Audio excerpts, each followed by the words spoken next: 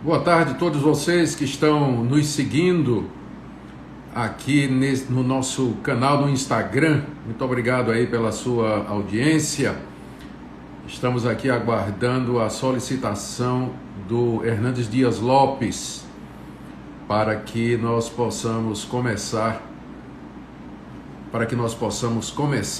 a nossa live. É tanta gente entrando e pedindo aí para participar que eu não estou conseguindo nem ver aqui quando é que o Hernandes vai pedir. Precisamos aqui, puxa vida, várias solicitações. Na verdade, só o Hernandes Dias Lopes vai poder participar, não é? E os demais aí vão poder assistir. Boa tarde a todos, sejam muito bem-vindos.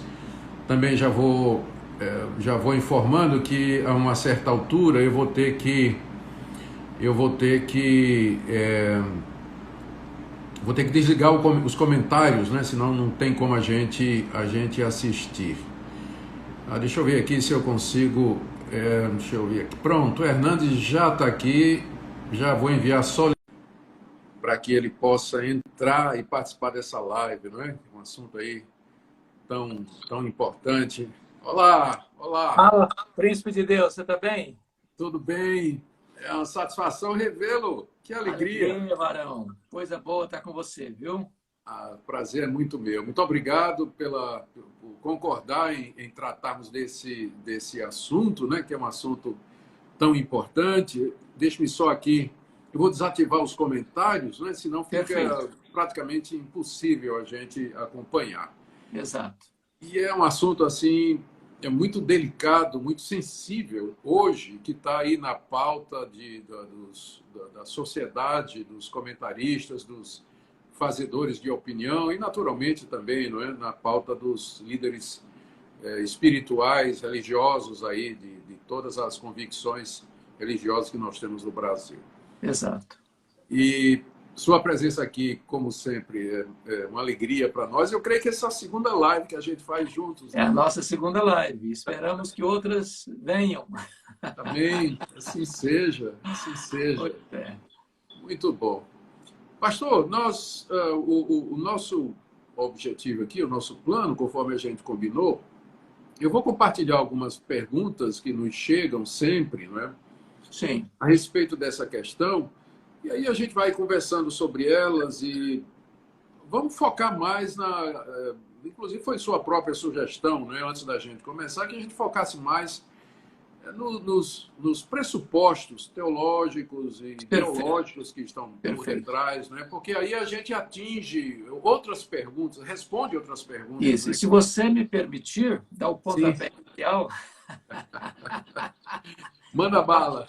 botar a bola em campo, eu acho, Augusto, que, primeiramente, eu quero agradecer muito a oportunidade de estar aqui com você, a oportunidade de tratar deste assunto num tom pastoral. Nós não estamos aqui para polemizar, nós não estamos aqui para agredir ninguém, nem para machucar ninguém. Estamos aqui para trazer luz sobre um assunto tão complexo, tão sensível, como você disse, e que nós, cristãos, chamados cristãos, temos um posicionamento claro, lúcido,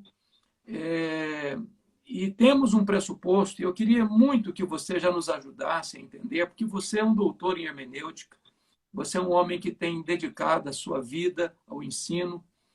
Eu sou muito grato a Deus por onde ando, pelo Brasil e pelo mundo afora, de ouvir acerca das pessoas que são influenciadas pelas suas ideias, pelos seus pensamentos, na interpretação das Escrituras. Então, é muito comum hoje algumas pessoas argumentarem assim: bom, a Bíblia é um livro que foi escrito para o seu tempo, é um livro que foi oportuno e pertinente para a época em que foi escrito, mas o mundo mudou, a sociedade mudou, muitas mudanças foram introduzidas, a cultura hoje é outra, a cosmovisão é outra, e então nós não podemos mais ter a Bíblia como a nossa autoridade, como uma palavra, uma linguagem bem religiosa, inspirada, inerrante, infalível. Então, eu queria que... Porque isso é o pressuposto fundamental. Se a gente entender isso, acho que as outras coisas vêm a reboque, né? Vem como consequência. Qual é a sua visão sobre este assunto da autoridade hoje da Escritura? É a cultura que julga a Bíblia ou é a Bíblia que julga a cultura? Eu não tenho dúvida de que é a Bíblia que tem que julgar a cultura. Isso não quer dizer que nós não reconheçamos que a Bíblia, como um texto, e como qualquer texto, ele é produzido num determinado ambiente, numa determinada cultura, por pessoas, seres humanos, como você, como eu. Então, a Bíblia guarda traços da cultura em que ela foi escrita. Os originais bíblicos foram escritos em hebraico, aramaico e grego, que são línguas que não são faladas hoje, não são mais línguas correntes, vivas, por assim dizer. Então, esse já é um aspecto, né? Boa parte, se não quase toda a Bíblia, foi escrita na cultura do Antigo Oriente. O livro mais recente da Bíblia foi escrito há 2000 anos, o mais antigo, talvez, há 3.500 anos atrás.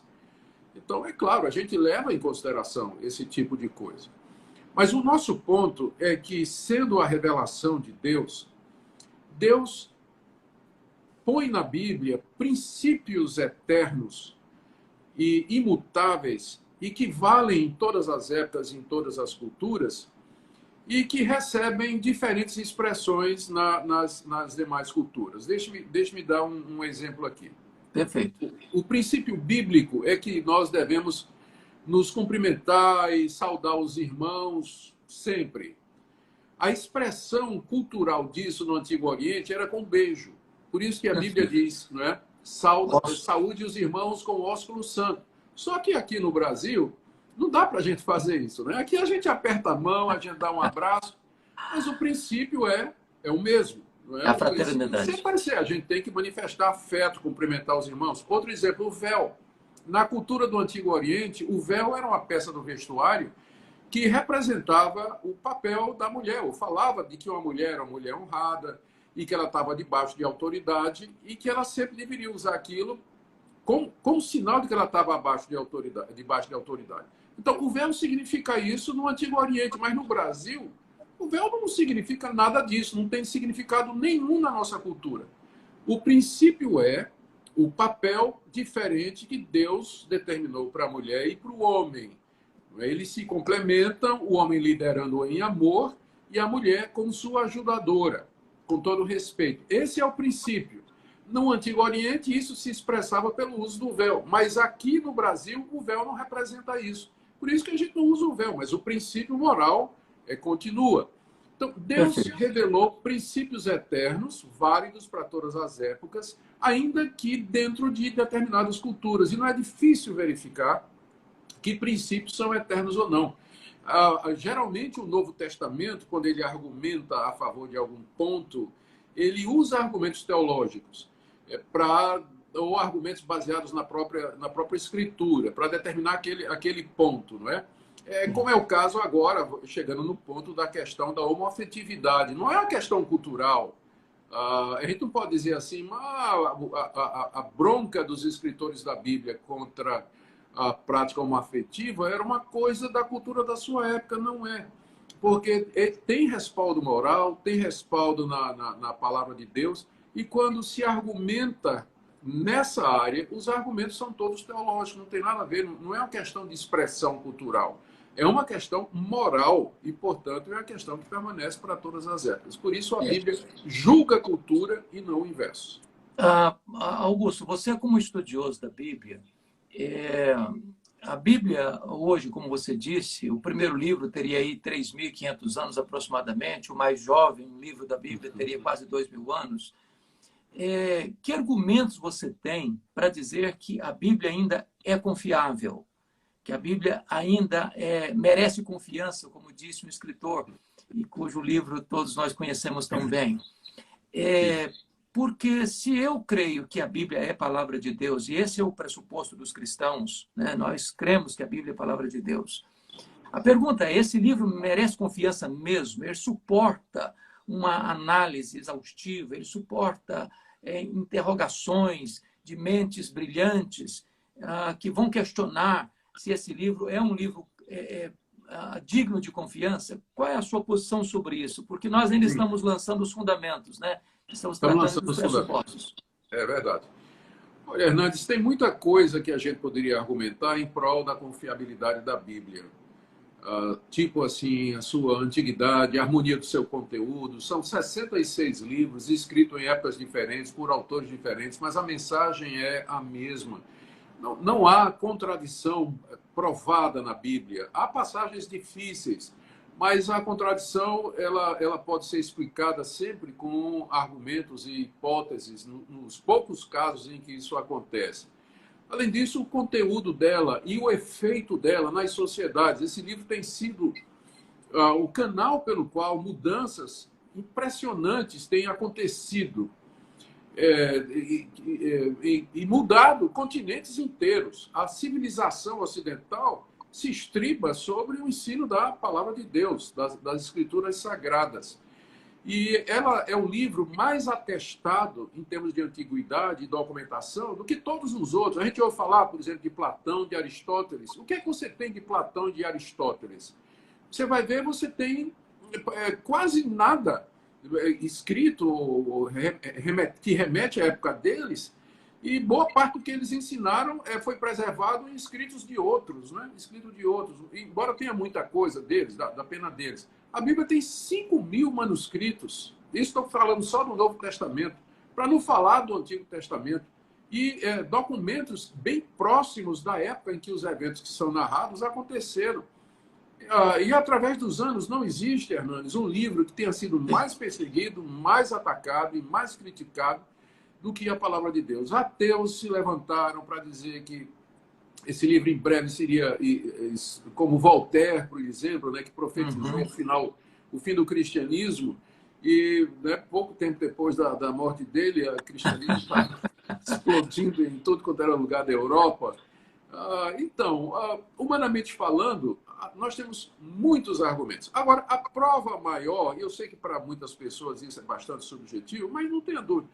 Mas a evidência maior, o convencimento final de que a Bíblia é a palavra de Deus, de fato é a autoridade dela. Você lê o livro e ele diz, né? Você sente que você está diante da palavra de Deus. A Bíblia se auto-valida. A gente chama isso do testemunho interno do Espírito Santo, quando o Espírito Santo nos convence, nos persuade da autoridade da palavra de Deus. Esses outros argumentos a gente pode usar, mas, de fato, a persuasão última é essa, de que nós estamos diante da palavra de Deus pela autoridade, né? A Bíblia se auto-impõe, né? Ela se auto-apresenta e se autentica, né? Se é que eu posso falar assim. Me permita avançar um pouco mais agora, do ponto de vista da história. Porque hoje alguns críticos das escrituras, da Bíblia, e os críticos também do protestantismo, sobretudo do protestantismo calvinista reformado, é de que é um grupo de obscurantismo, de absolutismo imposto, que produz uma opressão nas pessoas. Olhando isso do ponto de vista histórico das nações, eu acho que você deve ter lido lá atrás um livreto chamado O Futuro dos Povos Católicos, onde o autor trabalhava que as nações que foram criadas, fundadas, estabelecidas sob a autoridade das Escrituras, como isso desenvolveu a ciência, a academia, o desenvolvimento social, o resgate do valor humano, né?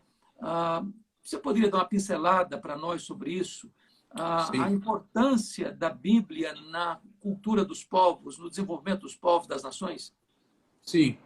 Em termos de pesquisa científica, por exemplo, desenvolvimento do conhecimento, você já se perguntou por que é que a ciência moderna ela não nasceu nas culturas mais antigas do que, por exemplo, a cultura da Europa na Idade Média? Por exemplo, por que é que a ciência moderna não nasceu na China, não nasceu na Mesopotâmia, não nasceu na Índia e não nasceu entre os egípcios? Eles tinham tecnologia, é claro, mas a ciência moderna, não é? Por que é que ela foi nascer na Europa medieval, pouco antes da Reforma Protestante, e depois da Reforma Protestante muito mais ainda? É porque a Bíblia desmistifica a natureza. Todos esses povos são panteístas. Eles acreditam que Deus é a natureza e que a natureza é divina. E isso inibe a pessoa a pesquisar o funcionamento da natureza, porque ela estaria entrando no segredo dos deuses, estaria ofendendo os deuses. Mas a declaração bíblica, no princípio criou Deus os céus e a terra, a ideia de que Deus é o criador, sustentador do universo, que ele fez o universo funcionando com leis e leis justas, leis bonitas e leis confiáveis, porque Deus é assim, isso libertou o homem da Idade Média na Europa para começar a pesquisar, entender por que as coisas funcionam daquela maneira. Então, a visão bíblica de mundo, que é diferente do panteísmo, ela está por detrás do surgimento da moderna ciência, das grandes universidades.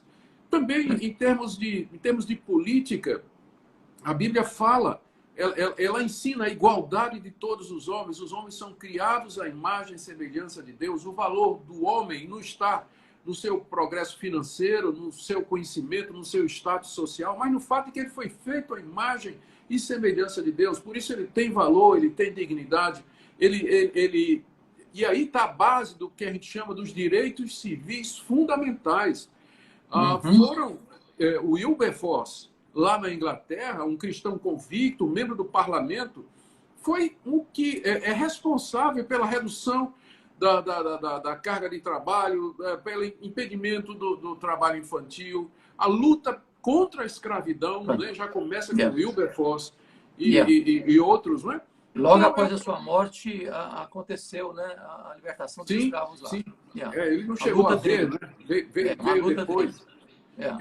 Eu poderia também, da mesma forma, falar de como o ensino bíblico ele é libertador, em termos de resgatar a dignidade da mulher, em termos de valorizar o trabalho. Na palavra de Deus a gente encontra que Deus chama as pessoas para diferentes funções e que nós servimos a Deus nessas funções. Não precisa ser pastor, religioso. Isso não é mais espiritual do que um trabalhador braçal, uma dona de casa, um médico, um gari de rua, né? Nós servimos a Deus em diferentes profissões. Então, a dignidade do trabalho, dignidade do trabalhador, tudo isso tem fundamento nas Escrituras.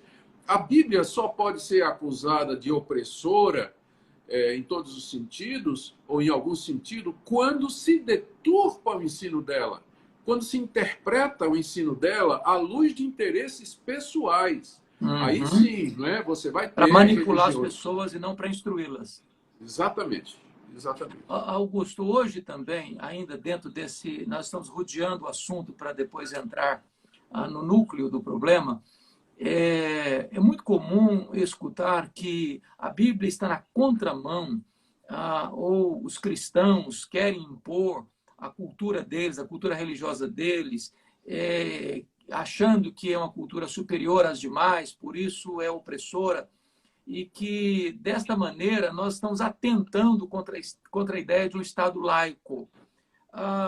Parece-me que existe uma confusão hoje entre Estado laico e Estado ateu. Você poderia nos ajudar a entender essa questão e para esclarecer as pessoas que estão nos acompanhando? Sim. Eu creio que, como cristãos que adotamos a Bíblia como nossa única regra de fé e prática, nós não temos assim um partido, né? Nós não queremos nos identificar com determinado partido. O que nós temos são princípios que devem reger a relação do homem com o Estado e do Estado com o homem. Por exemplo, a Bíblia me ensina a ser um bom cidadão, a pagar os meus impostos, a orar pelos governantes, a obedecer às leis, a cumprir as minhas obrigações, a ser exemplar na minha conduta, a cuidar, a respeitar o meu próximo, a propriedade do meu próximo, a mulher do meu próximo, o nome do meu próximo. Por exemplo, esse negócio de fake news, né, que está correndo por aí, a Bíblia já diz, não dirás falso testemunho. Tá lá. O pessoal fica inventando coisa e pensa o nono mandamento já tinha tratado desse assunto. Ele já tinha tratado, né? 3.500 não farás anos. fake news, né? Já lá. Exatamente. Então, a Bíblia já me ensina a ser um excelente cidadão, qualquer que seja o regime. Monarquia, democracia, parlamentarismo, ditadura. Onde eu tiver, eu tenho as minhas obrigações E também sou chamado por Deus a apresentar a verdade e defender a verdade quando necessário. Então, se eu tiver num regime político que me permita liberdade de expressão, eu posso usá-la com todo respeito para dizer, me dirigir ao governo e dizer: essa lei não faz sentido, isso aí não ajuda o próximo, não ajuda a causa da família, não ajuda, enfim, o cidadão, não protege a nossa integridade. Eu tenho toda a liberdade para fazer isso, se o regime permite, né? Se o regime assim permite. Por outro lado, a Bíblia também fala dos deveres dos governantes. Exato. Eles têm que punir o mal, eles têm que reprimir os criminosos, e ele tem que dar condições para que o homem de bem, o cidadão, ele ganhe o seu pão, tenha acesso à educação, ele tenha acesso a todos os direitos civis fundamentais e que ele preserve, não é, a integridade, busque o bem comum. Isso está lá em Romanos, capítulo 13. Então, independente do regime, independente da situação, o cristão tem esses parâmetros aí. Essa é a nossa bandeira, não é? E é assim que a gente deve agir, é assim que a gente deve prosseguir. Então, quando eles dizem que a gente quer impor a nossa cultura a superior a deles, a gente não tem uma cultura. O cristianismo, ele tem sobrevivido em todas as culturas. O cristianismo sobrevive na China. Aliás, quando o cristianismo inicia, lá no começo do primeiro século, Israel vivia debaixo de uma ditadura terrível, totalmente, né? terrível. O Império Romano.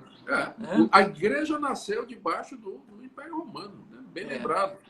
A igreja tem sobrevivido, olha, em democracia, sistema parlamentaristas, tem vivido debaixo da monarquia. E esse é um aspecto que você mencionou, Augusto, que é fundamental, porque nós estamos lidando com essas questões ao redor, mas o fato de nós sermos cidadãos e, como você muito bem disse, honrando as autoridades, orando por elas, sendo cidadãos responsáveis, pagando os nossos tributos, impostos, não significa que nós sejamos cidadãos de cabresto, que concordamos com todas as decisões.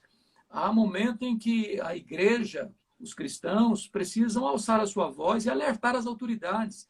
Como os reformadores diziam, que somos a consciência do Estado nesse sentido. Isso, né? isso. Então, quando os cristãos reivindicam princípios nas leis, nas cortes, de valorização da vida, né? A questão do aborto, por exemplo, né? A valorização da vida, ou a dignidade da família e do casamento, né? O assunto que nós estamos tratando aqui, a família como Deus a instituiu, não está existindo aí uma desobediência inconsequente, de querer produzir a confusão, o caos social, absolutamente.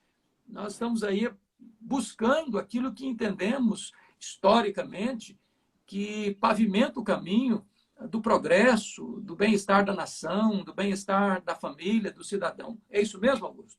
Isso mesmo, pastor. Não tem como colocar melhor do que isso, não. Augusto, agora vamos entrar um pouquinho mais para o assunto que nós estamos dando. Texto bíblico lá na criação, Gênesis 1, 2 e 3. Aliás, o comentário que você prefaciou acabou de sair e já estou com ele aqui. Só deixa eu te mostrar, porque você me ajudou a trabalhar isso aqui. Comentário de Gênesis. Graças a Deus. Acabou de sair. Parabéns. Obrigado, querido. E aí, o que acontece? Lá no livro de Gênesis 1 e 2, existe a criação do homem, a criação da mulher e a instituição do casamento. Né? E Deus estabeleceu parâmetros muito claros ali. Né? Por isso, deixa o homem, seu pai e sua mãe, se une à sua mulher, tornando-se os dois uma só carne. Ali, o casamento, conforme Deus instituiu, é heterossexual, é um homem e uma mulher, é monogâmico, se une à sua mulher, não às suas mulheres, e monossomático, os dois se tornam uma só carne. Ajuda-nos a entender, então, este padrão divino do casamento e da família, por favor. Isso. De fato, né, toda a nossa concepção a respeito de identidade sexual, de gênero, está baseado lá no livro de Gênesis e na narrativa da criação, que nós aceitamos como sendo histórica. Histórica, quando a gente fala histórica, é que ela reflete a realidade dos fatos. Né? Foram fatos que aconteceram no tempo. Não é uma ficção, não é uma figura de mar. Isso. Não, são fatos que aconteceram. Então, toda a nossa visão da família, da sexualidade, está exatamente baseado aí. E é somente quando se rejeita essa narrativa, esse relato, melhor dizendo, é que se abre a porta para visões alternativas do casamento e do relacionamento sexual. Se você observar as igrejas que hoje celebram a homoafetividade como sendo alguma coisa natural, sendo alguma coisa aceitável para o cristão, você vai ver que todas estas igrejas, sem nenhuma exceção, elas abandonaram o conceito de que Gênesis 1, 2 e 3, de fato, é histórico e que relata o padrão de Deus para a humanidade. A humanidade, no que diz respeito à família e sexualidade. Então, há várias igrejas que fazem isso, que adotam ou que vêm, né, querem inclusive nos convencer de que o cristão deve aceitar a homoafetividade como sendo algo absolutamente normal, algo, né, que inclusive foi Deus que teria feito e tudo mais. Não tem como a gente fazer isso e, ao mesmo tempo, manter uma visão da Bíblia como sendo histórica e como sendo autoritativa, né? Que foi o ponto com o qual a gente começou a nossa live. Então, é isso aí. Jesus citou, inclusive, isso, quando ele fala do casamento, lá em Mateus 19, ele usa o relato da criação. O apóstolo Paulo cita o relato da criação pelo menos umas 3 vezes nas suas cartas, quando ele trata da questão familiar também. Então, para nós, é o fundamento e é a base. Esse é um ponto, Augusto, que eu acho, e você tem acentuado isso, vital, porque é uma questão da hermenêutica. Se eu chegar para afirmar que a Bíblia é um livro que foi, mas não é, que ela é arcaica, que ela é arcaica, que ela é desatualizada, que eu preciso ressignificar os textos, que eu preciso atualizar os textos, e que eu não posso mais usar este ou aquele ou alguns versículos para dar a direção para a sexualidade humana em pleno século XXI, que isso aí é obscurantismo, que isso aí é opressão. Então, por isso nós começamos a nossa live tratando da autoridade das Escrituras. Porque nós estamos tratando o assunto, a ideologia de gênero e os cristãos, ou o cristão e a ideologia de gênero. Nós não estamos tratando aqui o que o homem secular pensa, o que o filósofo tal pensa, o que o pensador tal pensa, o que o segmento religioso A, B, C ou D pensa, ou o que o governante tal, ou o legislador tal, ou o juiz tal pensa. Nós estamos aqui tratando do que a Bíblia, a palavra de Deus, que é nossa regra, né, nossa única regra de fé e prática para os cristãos, estabelece. Então, nós não nos curvamos às mudanças da sociedade, porque a sociedade está mudando todo dia, toda hora. O que era errado ontem é certo hoje, o que era proibido ontem é incentivado hoje, o que era talvez errado ontem é certo hoje, ou o que é certo hoje é errado ontem. Então, essa salada toda, porque é uma ética relativa e situacional. Então, nós precisamos deixar claro para as pessoas que estão nos acompanhando que nós cremos firmemente, não é uma crença cega, como você disse, não é um entendimento obscurantista, né? As mentes mais brilhantes, se não as mais brilhantes, dentre as mais brilhantes, são mentes cristãs, são homens que creem na Bíblia, com a palavra de Deus. Isso não é obscurantismo, isso não é atraso cultural, isso não é despojar-nos de inteligência, né? Para nós, a Bíblia é a palavra de Deus, nós temos evidências robustas disso. Sim. E parâmetro para a questão do entendimento do que é gênero, masculino, feminino, o que é casamento, quais são os princípios estabelecidos por Deus no casamento. Não é o fato da sociedade acolher este ou aquele pensamento, não é o fato de o parlamento este ou aquele aprovar, não é o fato de uma corte valorizar ou valorar aquela decisão, que vai legitimar para os cristãos esta ou aquela prática. Continuamos entendendo que a Bíblia é a nossa única regra de fé e prática. Estou errado ou é isso mesmo? Não, certíssimo. A única forma, Hernandes, da gente, do cristão ou da igreja cristã, considerar a ideologia de gênero como sendo alguma coisa aceitável e a igreja aceitar a ideologia de gênero é relativizando a Bíblia. É relativizando, dizendo que o ensino dela é relativo, que foi condicionado ao veso cultural da sua época. E aí nós abrimos um precedente perigoso. Significa, então, que toda vez que, aquilo que você falou, toda vez que a cultura segue uma determinada posição, então nós refazemos o nosso entendimento da Bíblia. Então, se isso é relativo, tudo mais que a Bíblia ensina sobre a área sexual, por que não é relativo também? Uma vez que foi também escrito numa cultura. Então, todo tipo de relacionamento sexual estaria liberado. Não é? Como, de fato, esse pessoal não é? Se quer hoje, não é? Todo tipo de relacionamento, pedofilia, incesto, poliamor, né? Como é chamado, não é? Bestialismo, relações do ser humano com animais. Isso tudo já vem sendo defendido. E se a gente disser para essas pessoas, olha, mas né, do ponto de vista cristão, do ponto de vista da Bíblia, estes são comportamentos sexuais que não são aprovados por Deus, a pessoa vai dizer, não, mas isso aí é relativo, a Bíblia foi escrita numa determinada cultura, né? Nada disso aí vale para hoje. Né? Hoje em dia nós já temos uma outra compreensão, então está aberto aí a porta para para a relativização de toda a ética bíblica, de toda a moral bíblica baseada na Bíblia.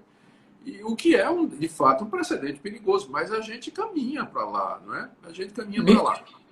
Me permite. Sim, pode terminar o seu raciocínio. Isso.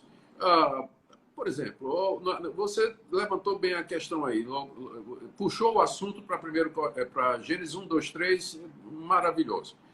Pelo aquele relato, gênero é definido biologicamente, não é só sexo, não. Que esse é o discurso, né, da ideologia de gênero, que sexo é biológico, mas o gênero ele é definido pela sociedade ou por uma decisão da pessoa.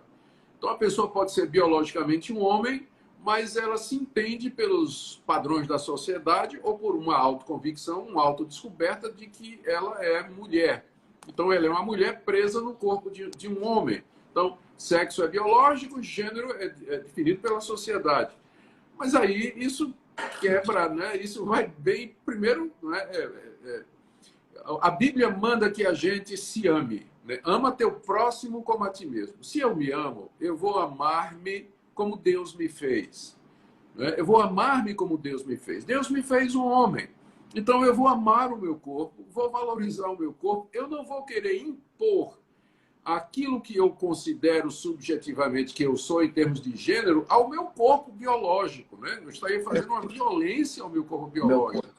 Então, é muito difícil a gente adotar o pensamento da ideologia de gênero e ainda manter uma visão de que a Bíblia ela é a palavra de Deus e que ela é a nossa regra de fé e prática. Como eu disse, a única forma para a gente fazer isso é relativizar a Bíblia ou ignorar completamente o que ela diz. Mas não dá para ser cristão bíblico e seguir e adotar a ideologia de gênero como sendo alguma coisa aceitável.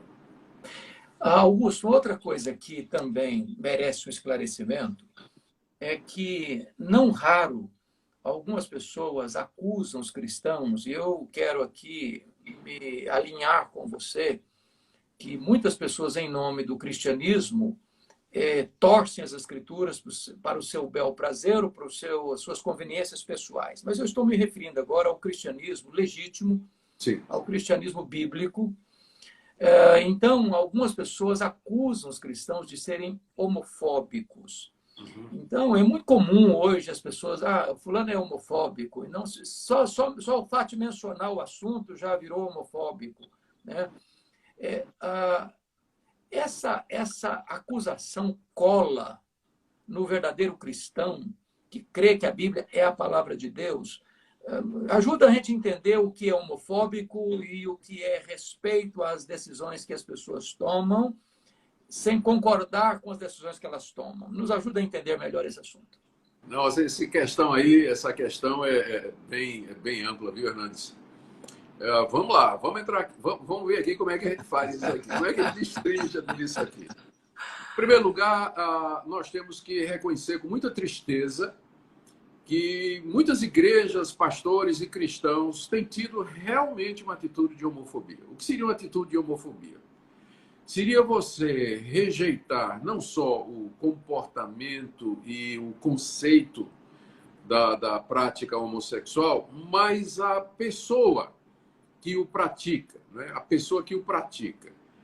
E aí tratar aquela pessoa de maneira indigna, insultar aquela pessoa, enfim.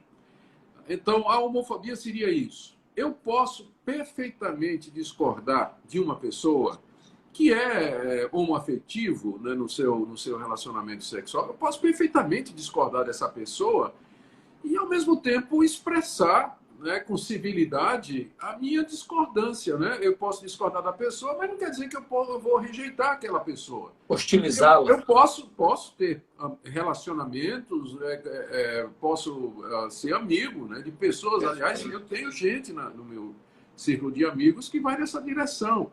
Então, eu posso ter, né, tratar bem a pessoa, considerar a pessoa, mas, ao mesmo tempo, dizer, né, quando for necessário e quando a ocasião impuser, dizer do meu posicionamento contrário àquela prática.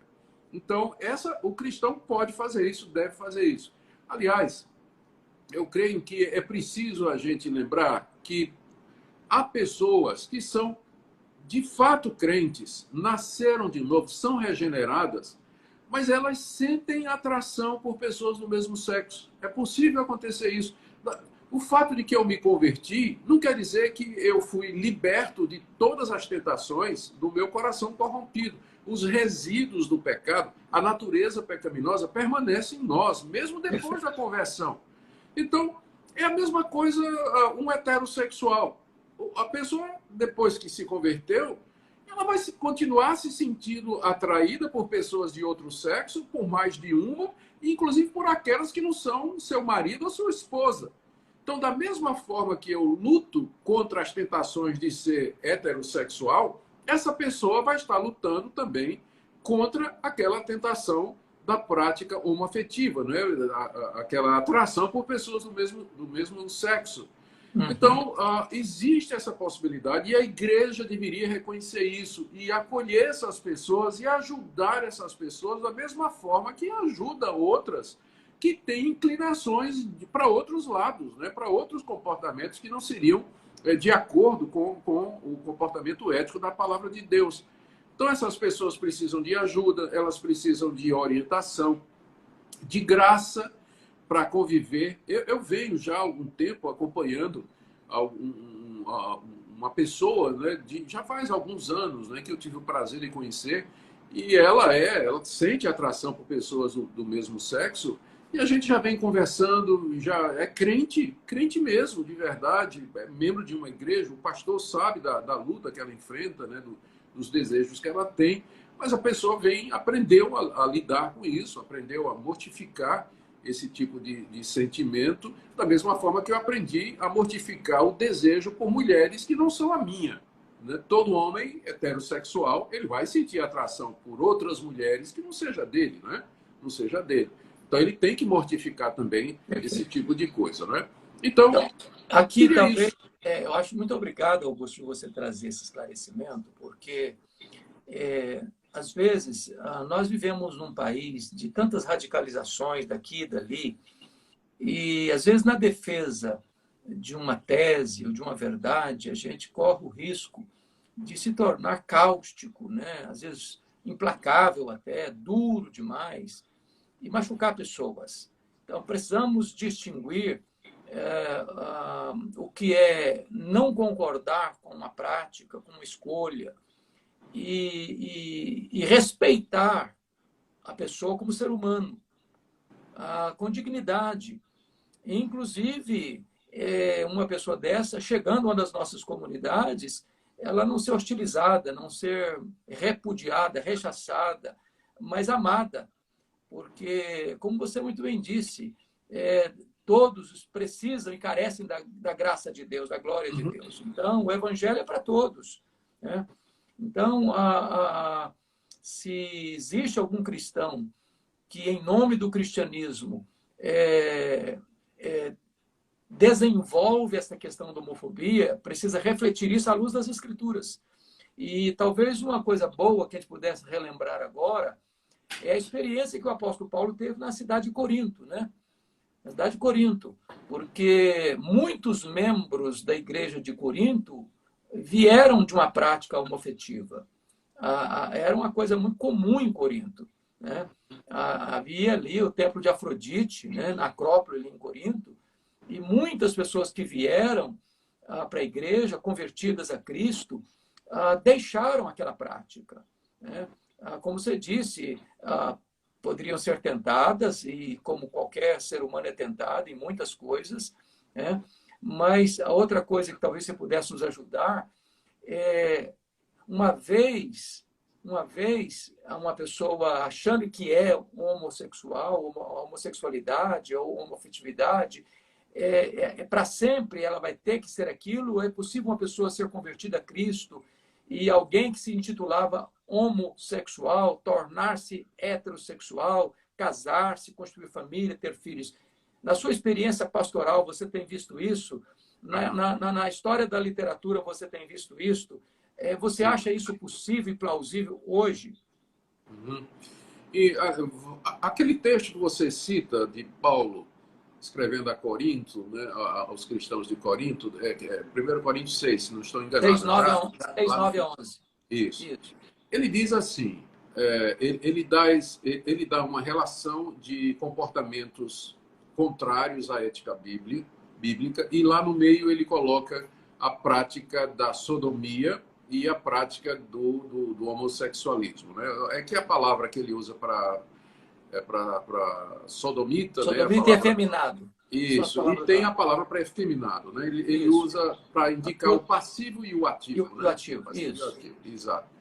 E aí ele diz, alguns de vocês foram assim, mas vocês foram justificados, santificados, vocês foram transformados pelo poder de Deus, né? Mediante a fé no Senhor Jesus Cristo. Então, eu creio que é possível haver essa transformação, mas ela pode acontecer eu creio que a Bíblia está mais... Uma vez que a gente faz a distinção entre tentação e pecado, a gente percebe que a Bíblia, para a tentação, manda que a gente resista, né? E pecado, a Bíblia é completamente contra, né? Contra. Então, eu creio que o foco da Bíblia é mais na prática pecaminosa. Não é pecado você ser tentado. Jesus foi tentado, mas ele nunca caiu em tentação. Então, pessoas podem ser tentadas e não cair em tentação. Então, eu creio que esse vai ter que ser o caso de outros.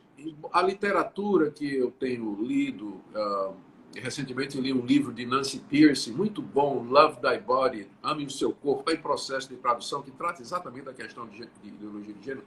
Ela traz alguns exemplos e ela documenta alguns casos em que a pessoa era praticante homoafetivo e depois de uma experiência com Cristo, ela mudou, né? Ela largou a prática e casou com pessoa do outro sexo, constituiu família.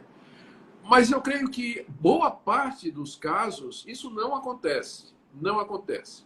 A pessoa reconhece que os seus pecados diante de Deus, todos os pecados, se arrepende de todos eles, né? Não só desses, mas de todos. É perdoada por Deus, é recebida por Deus, mas ela vai continuar sentindo aquela tentação o restante da sua vida. E aí ela precisa de ajuda, ela precisa de graça para aprender a conviver com isso, para mortificar isso aí. No caso de pessoas assim, cuja orientação não é transformada na conversão, ela vai ter que optar pelo modelo do celibato, que é uma opção bíblica, perfeitamente bíblica. 1 Coríntios, capítulo 7, o apóstolo Paulo fala da pessoa permanecer solteira e pura, para a glória de Deus, uma vez que só se sente atração por pessoas do mesmo sexo e que isso não bate com a ética bíblica, então a opção para o cristão é permanecer solteiro. E, como eu disse, eu vim acompanhando um caso que foi essa a opção dele, né? E ele já vem se mantendo assim já por muitos anos, né? Por muitos anos. Então, é isso que a gente precisa fazer, ajudar esses queridos irmãos, né, que sofrem. Nessa forma de ajuda, me permita recomendar aqui 2 livros. Esse livro, Uma Resposta à Ideologia de Gênero, é de um pastor presbiteriano, Alan Ruas. Eu li o livro, não sei se você já teve a oportunidade de ler essa obra. Não, fiquei super interessado agora. Que o assunto uma obra interessa bastante. Excelente, está no Amazon, pode adquirir no Amazon, e é uma obra muito bem feita, muito bem pesquisada, muito bem abalizada do ponto de vista da pesquisa. Um outro livro dele também, do mesmo autor, Alan Ruas, que é um ministro presbiteriano, é Crianças na Mira dos Lobos. Também essa questão um alerta contra a ideologia de gênero aos pais e professores que zelam pela família. Então, as pessoas que estão nos acompanhando aí, quiserem conhecer um pouco melhor esse assunto também, avançar um pouco na compreensão, esses livros estão na Amazon, pastor Alan Ruas, tá? Augusto, deixa eu entrar num outro ponto, se você me permite. Vamos lá. Hoje nós temos aí alguns pais aflitos, né? Hoje você é pai, né? Você é avô, eu sou pai, graças a Deus eu comecei a história de ser avô também, e a gente fica hoje preocupado em relação aos nossos netos, sobretudo que os nossos filhos, eu e você, os filhos já estão criados, né? Graças a Deus. Mas os nossos netos estão aí. Daqui a pouco indo para a escola, alguns já estão indo para a escola, e há uma força muito grande para se imprimir essa questão da ideologia de gênero nas escolas, onde não tem que ter um banheiro de menino e outro de menina, e onde esta ideologia vai ser ensinada como uma coisa natural, normal. Qual é o papel de pai, de mãe, de avô, de avó, de cristãos com relação aos seus filhos pequenos, mormente, nesta questão da escola? O que é que a igreja cristã pode fazer nesse sentido, no enfrentamento dessa situação? Esse é um momento muito crítico e difícil para a família cristã, especialmente aquelas que têm filhos pequenos na escola ou já adolescentes, pré-adolescentes, nas escolas públicas, né? Toda a educação brasileira foi aparelhada durante anos pela ideologia de gênero. E, embora essa postura ela não reflita o pensamento geral da população brasileira, nem no mundo, né? A proporção de gente homoafetiva no mundo é menos de 10%, menos de 10%. Mas eles conseguiram aparelhar o Estado, a educação, os meios de comunicação, a universidade, né, quase todo, a maioria dos professores universitários hoje, não quero generalizar, né, por isso que eu estou colocando assim, bem generosamente, boa parte dos professores universitários hoje, eles são ideologicamente motivados e quando eles ensinam, tratam essa questão. Os ativistas dessa área, o movimento LGTB, se não me engano, não sei o que, não sei como é, tem tanta letra aí que a gente acaba se perdendo, né? Eles são militantes, eles são bem financiados, têm muito dinheiro, e eles têm bombardeado a sociedade, a mente das pessoas com tudo isso. Então, na verdade, existe um propósito político por detrás disso, né? Existe toda uma coisa muito maior. Essa questão da ideologia de gênero, ela faz parte de outras frentes, né, que estão sendo levantadas, né? Então, a gente não pode esquecer isso. Com certeza. Então, o que eu diria, né, para uma família que tem filhos na escola pública, onde isso é exposto, e não é só na escola pública, dependendo da escola particular, também lá vai ter. Né? Então, vamos dizer, tem filhos na escola, né, pequenos e que estão aí já sendo influenciados. Primeiro, tem que lembrar que a educação em casa, ela é fundamental. Esse assunto tem que ser tratado em casa. Os pais descuidam disso e o resultado é que esses professores é que vão ensinar o filho a respeito de sexualidade. Então, os pais têm que assumir a responsabilidade de tratar dessa questão com os filhos. E isso cedo, né? Cedo, cedo, cedo, porque a erotização das nossas crianças nas escolas começa muito cedo, né? Muito cedo mesmo. Então, eles têm que abordar essas questões e falar a partir da palavra de Deus, do modelo bíblico, da criação, do plano de Deus para a família, como deve ser. Então, primeiro, o pai tem que assumir isso. Segundo, os pais devem procurar boas igrejas, onde haja um departamento de crianças, um departamento infantil, onde haja ensino sério a respeito disso, onde o púlpito também fala a respeito disso. A igreja pode ajudar nesse sentido também. E aí, dependendo da escola, escola pública não tem muita esperança, mas dependendo da escola particular, se seu filho está na escola particular, os pais sempre podem pegar o material que é dado para a criança e chegar e dizer, mas peraí, isso aqui não pode, não é assim, não é? É isso aqui, você está entrando numa área, está conflitando com os meus valores, e aí protestar. E sei de casos, né, de famílias que têm conseguido, né, que em determinadas escolas esse material seja retirado de sala de aula. Então, se juntar com outros pais que certamente haverão, que estarão incomodados com isso, e fazer pressão na escola, né? Fazer pressão. Então, usar de todos os recursos possíveis. E se tiver na escola pública, né, e tiver condições de colocar numa boa escola, de preferência de orientação cristã, então aproveita a oportunidade, né? Aproveita a oportunidade. Então, ensinar em casa com o auxílio da igreja, como pais, lutar pelos direitos dos princípios que você zela para que seu filho seja educado nisso, junto com a escola, e se fazer um acompanhamento de perto. E fazer um acompanhamento de perto, sem dúvida. É isso aí. Muito bem. Augusto, eu fico muito feliz da oportunidade de tratar deste assunto tão sensível, tão complexo, com você. E eu quero dar graças a Deus pela sua vida, pela sua lucidez, pela sua fidelidade à palavra de Deus. Quero deixar aqui meu testemunho às pessoas que estão nos acompanhando, por onde passo, de ouvir como você tem sido um instrumento nas mãos de Deus para abençoar tantas pessoas. Então, minha gratidão por esse tempo. E eu espero que esta live que estamos tendo, que vai ficar gravada no seu Instagram, e se você me permitir, que também postar no meu, para que as pessoas possam acompanhar com mais vagar aquilo que nós podemos ponderar juntos aqui. Da minha parte, registro aqui minha gratidão a você e às pessoas que estão com a gente. Tá certo, Hernandes. Rapaz, eu que agradeço você. Você roubou minha fala. E agradecer você, parabenizar pelo livro, né? O livro de Jesus que sai. Né? Você tem uma pena prodigiosa, né? A gente fica pensando, né, como você consegue. Você é quase onipresente no Brasil todo, né? Servindo a Deus nas igrejas, onde Deus lhe chama, você vai. E, ao mesmo tempo, você produz literatura. Já passou mais de 100, né, títulos, Hernandes? 150. Rapaz, 150. Olha aí.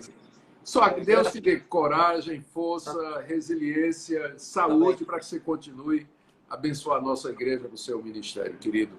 Agradeço a sua participação e também a todos aqueles que nos seguiram.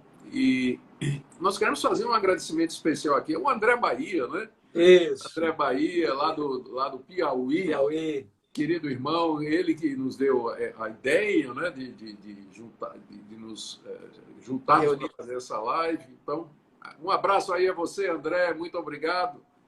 E Deus abençoe, André. Vocês. Amém.